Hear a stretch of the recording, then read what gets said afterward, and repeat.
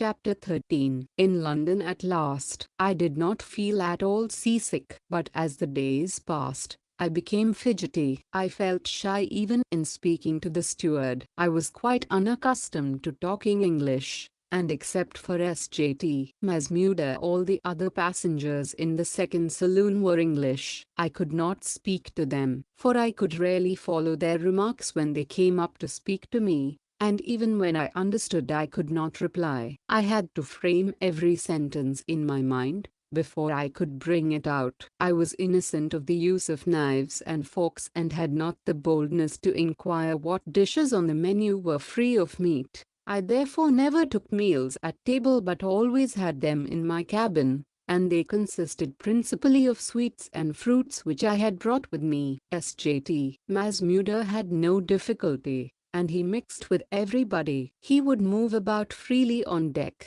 while I hid myself in the cabin the whole day, only venturing up on deck when there were but few people. SJT Masmuda kept pleading with me to associate with the passengers and to talk with them freely. He told me that lawyers should have a long tongue, and related to me his legal experiences. He advised me to take every possible opportunity of talking English, and not to mind making mistakes which were obviously unavoidable with a foreign tongue. But nothing could make me conquer my shyness. An English passenger, taking kindly to me, drew me into conversation. He was older than I.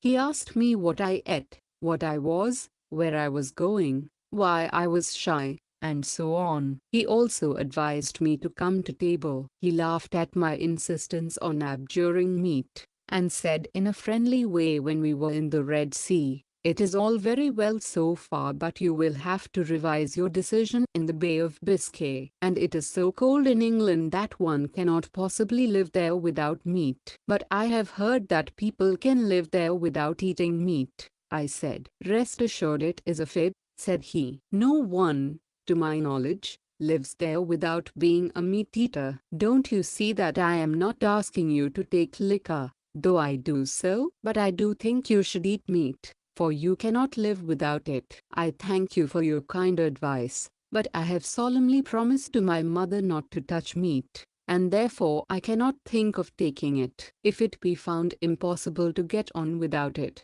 I will far rather go back to India than eat meat in order to remain there." We entered the Bay of Biscay, but I did not begin to feel the need either of meat or liquor. I had been advised to collect certificates of my having abstained from meat, and I asked the English friend to give me one. He gladly gave it, and I treasured it for some time. But when I saw later that one could get such a certificate in spite of being a meat eater, it lost all its charm for me. If my word was not to be trusted, where was the use of possessing a certificate in the matter? However, we reached Southampton, as far as I remember, on a Saturday. On the boat I had worn a black suit, the white flannel one, which my friends had got me, having been kept especially for wearing when I landed. I had thought that white clothes would suit me better when I stepped ashore, and therefore I did so in white flannels. Those were the last days of September,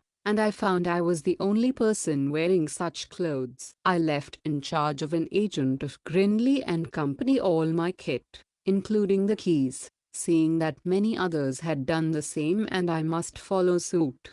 I had 4 notes of introduction: to Dr. P.J. Mehta, to S.J.T. Dalpatram Shukla, to Prince Ranjit Sanjay, and to Dada Bhai Naroje. Someone on board had advised us to put up at the Victoria Hotel in London. SJT Masmuda and I accordingly went there. The shame of being the only person in white clothes was already too much for me, and when at the hotel I was told that I should not get my things from Grindley's the next day, it being a Sunday, I was exasperated. Dr. Mehta, to whom I had wired from Southampton, called at about 8 o'clock the same evening. He gave me a hearty greeting. He smiled at my being in flannels. As we were talking, I casually picked up his top hat, and trying to see how smooth it was, passed my hand over it the wrong way, undisturbed the fur. Dr. Mehta looked somewhat angrily at what I was doing and stopped me. But the mischief had been done. The incident was a warning for the future. This was my first lesson in European etiquette, into the details of which Dr. Mehta humorously initiated me. Do not touch other people's things, he said. Do not ask questions as we usually do in India on first acquaintance. Do not talk loudly. Never address people as sir whilst speaking to them as we do in India. Only servants and subordinates address their masters that way, and so on and so forth. He also told me that it was very expensive to live in a hotel and recommended that I should live with a private family. We deferred consideration of the matter until Monday. SJT. Masmuda and I found the hotel to be a trying affair. It was also very expensive. There was, however, a Sindhi fellow passenger from Malta who had become friends with SJT Masmuda, and as he was not a stranger to London, he offered to find rooms for us. We agreed, and on Monday, as soon as we got our baggage, we paid up our bills and went to the rooms rented for us by the Sindhi friend. I remember my hotel bill came to £3, an amount which shocked me, and I had practically starved in spite of this heavy bill, for I could relish nothing. When I did not like one thing, I asked for another, but had to pay for both just the same. The fact is that all this while I had depended on the provisions which I had brought with me from Bombay. I was very uneasy even in the new rooms. I would continually think of my home and country. My mother's love always haunted me. At night the tears would stream down my cheeks,